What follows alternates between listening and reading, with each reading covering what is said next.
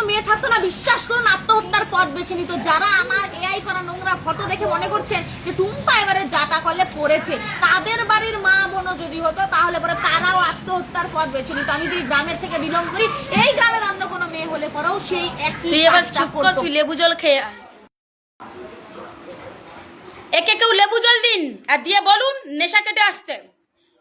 মনে হচ্ছে ঘুমের ঘরে আছে। তোর কি মনে হয় রে সোশ্যাল মিডিয়াতে তোকে প্রথম কেউ এটা করেছে নাকি?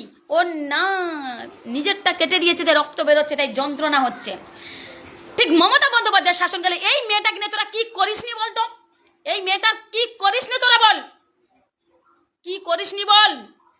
আমায় বিকিনি পরিয়ে পর্যন্ত তোর সহযোদ্ধারা, তোর কর্মীরা সোশ্যাল মিডিয়ায় পোস্ট করেছে। তোর চোখে তখন মনে হয়নি? তোর তখন বিবেক আর তোর ওই মানসিকতাতে আসেনি, চিন্তা ভাবনায় আসেনি যে একটা মেয়ে? আরে এখন আমি স্টুডেন্ট, সেই স্টুডেন্টকে নিয়ে তোরা নোংরামি করিস। খোঁজ নিয়ে দেখ, তুই যাদেরকে টাকা দিয়ে পুষে রেখেছিস গোয়াল ঘরের মধ্যে, তারা কি নোংরামিটা করছে আমায় নিয়ে। অন্যের বাড়ির মা বোনটা মেয়ে নয় না? আজ তুই জ্ঞান দিচ্ছিস সোশ্যাল মিডিয়াতে এসে, আজকে আমার সাথে করছে, কালকে আপনার বাড়ির মা বোনদের সাথে করবে। বাহ টুম্পা, বাহ। আমরা তো অন্যের বাড়ির মা বোন নই, আমরা তো কারোর দিদি নই, আমরা তো কারোর মেয়ে নই। মমতা ব্যানার্জি তো কারোর মেয়ে নয়, মমতা ব্যানার্জি তো কারোর দিদি নয়। তাই মমতা ব্যানার্জিকে খিল্লি করা যেতে পারে, আমাকে নিয়ে খিল্লি করা যেতে পারে, তৃণমূল কংগ্রেসের মেয়েদেরকে নিয়ে খিল্লি করা যেতে পারে। তোদেরকে নিয়ে কেউ করলে এসে জ্ঞান দিস এখানে, তাই না? তোদেরটা কেটে দিয়েছে, তাই সে নারী সুরক্ষার কথা বলছিস। পরকে সাবধান করার আগে ঘরকে কর। ঘরের যেগুলোকে পুষে রেখেছিস, রাস্তাঘাটে যেখানে যাই তোদের সহযোদ্ধারা, তোদের কর্মীরা কন্টিনিউ আমাদেরকে অপমান করে।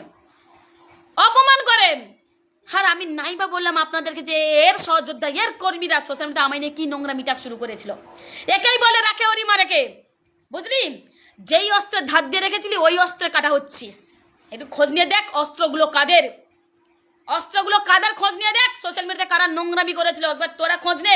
তখন তোর উচিত ছিল, আজকে তুই এবং তোর হয়ে যারা প্রতিবাদ নেমেছে তাদের উচিত ছিল অনেক আগে প্রতিবাদ করা। তোর উচিত ছিল, তুই আজকে এই বাহিনী তৈরি করছিস, সেই বাহিনী তৈরি করছিস, তোর আগে প্রথম উচিত ছিল মেয়েদের নিরাপত্তা দেওয়া।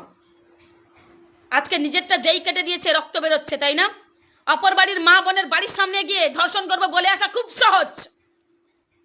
আর নিজেদেরকে কেউ একই কথা বললে খুব গায়ে লেগে যায়, তাই না? পরের বাড়ির মেয়েটা মেয়ে নয়, নিজের বাড়ির মহিলাটা মেয়ে, তাই তো? তোর যদি প্রতিবাদ করার ইচ্ছে হয় তুই সবার জন্য প্রতিবাদ কর, তোকে জ্ঞান দিতে সোশ্যাল মিডিয়া হবে না। আমাকে যে নিয়ে নোংরামি করেছে আগে মমতা বন্দ্যোপাধ্যায় শাসনগুলো এখনো করে যাচ্ছে, তার বিন্দু মাত্র তোকে করেনি। আজ এসে বলছিস তোর জায়গায় অন্য কেউ তাহলে আত্মহত্যা করে নিত, তাই না? আমি তো মরে গেছি। জ্ঞান দিতে এসছে সোশ্যাল মিডিয়াতে। এখানে জানিস ওপরবেলা জিনিস আছে, কথায় আছে না, যেই অস্ত্রে নিজে ধার দিচ্ছে ওই অস্ত্রে নিজে কাটা হবে। কি ভাবছিস আমি এটা নিয়ে প্রতিবাদ করবো? জীবনেও করবো না। তুই প্রথমে অন্যের মানসিকতা আর অন্যের চিন্তা ভাবনার প্রশ্ন করার আগে তোর গোয়াল ঘরে পুষে রেখেছিস, ওগুলোকে সাবধান কর তুই।